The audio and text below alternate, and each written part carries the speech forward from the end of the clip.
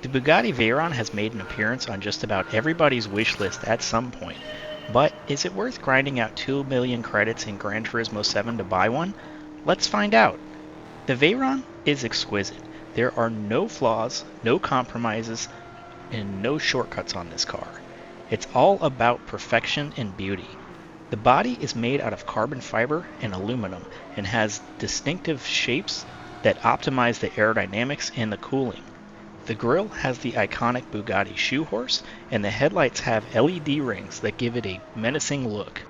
The smooth body gives it a drag coefficient of 0.41, and the rear spoiler adjusts according to the speed and mode selected in the car. It also has a sport mode that lowers the car by 2 inches, opens the air diffusers, and raises the spoiler to increase downforce. Lowering the car for strictly getting a top speed run can drop the drag coefficient down to as low as 0.36. The interior is luxurious and comfortable with leather seats, a leather dashboard, and a leather-wrapped steering wheel. This level of attention is not typically found on cars breaking speed records. The car's center console has a giant 7-inch touchscreen that controls everything from the climate to the entertainment system. The instrument cluster has a speedometer that goes all the way up to 280 miles per hour or 500 kilometers per hour. It also is equipped with a power meter that shows how much of the 1001 horsepower you are using at that particular time, and a fuel gauge that shows how fast you're draining the 100-liter fuel tank. When it was released, the Veyron was the fastest production car ever made. It had a quad-turbo 8-liter W16 engine, the only one of its kind in the world, that produced a staggering 1,001 horsepower and 922 foot-pounds of torque. It had a 7-speed dual-clutch automatic transmission and a 4-wheel drive system that distributes the power evenly. It can go from 0 to 100 kilometers per hour in just 2.5 seconds and reach a top speed of 252 miles per hour or 407 kilometers per hour. On the road, the Veyron is a thrill to drive. It launches out of corners like it's being shot out of a rifle. The steering is precise and responsive, and the suspension is firm and smooth when needed. And the brakes are powerful and effective for such a heavy vehicle. The car feels stable and balanced despite weighing over 4,000 pounds. The only downside is the lack of visibility. The Veyron has a small rear window, and the A-pillars are thick and obstructive.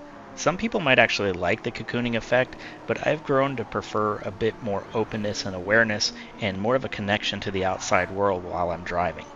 The Veyron is not just a speed machine though, it's also a masterpiece of engineering and design. It took over 10 years and 50 engineers to develop, and it costs over $1 million per unit to produce.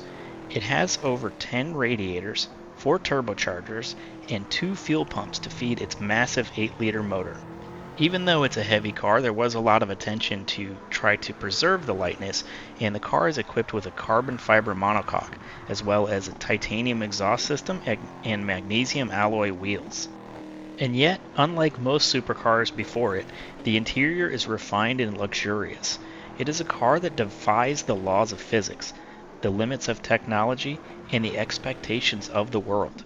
The Bugatti Veyron is a remarkable car that delivers unparalleled performance, stunning looks, and cutting-edge technology. But let's go ahead and run our lap around Tokyo and see how it compares on our list. The Veyron is an intensely powerful machine and feels very similar to an EV in this game, with its insane acceleration and aggressive fuel usage. It also feels quite heavy, which is also similar to the EVs in this game. After all the mods, the weight drops from 4,162 pounds to 2,870 pounds.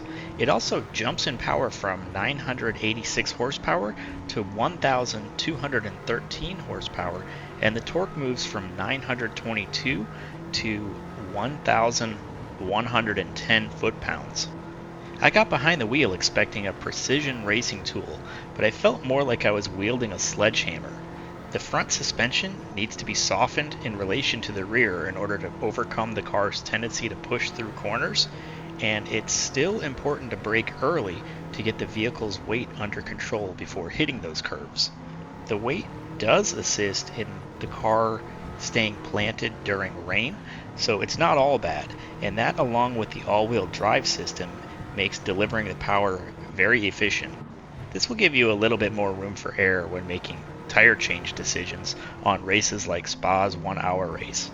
The Veyron was very manageable with intermediate tires, even though the rain indicator was at the top third when I raced Spa earlier, and even on Fuel Map 6, fuel will be your limiting factor, so you might as well just go ahead and use the soft tires if it's dry.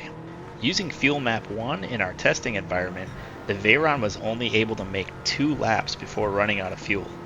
The front tires on the full 3 laps wore at about 20%, with the rears wearing at 25%, but racing Spa, I saw the front tires wear more aggressively.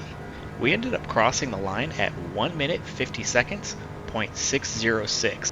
That put us just behind the Maserati MC20 and just in front of the Challenger Demon. These are much cheaper cars, so keep that in mind when you're looking at this number. The Bugatti Veyron is an invitational car in Gran Turismo 7, so in order to buy it you must receive an invitation from the roulette tickets and purchase it within 30 days. For this reason alone, I recommend buying the car when the opportunity presents itself, but if you're 100% sure that you're not interested in owning all the cars, this may be one you can live without. I'm grateful to all you for watching. Please like and subscribe for future content, and we'll catch you on the next one.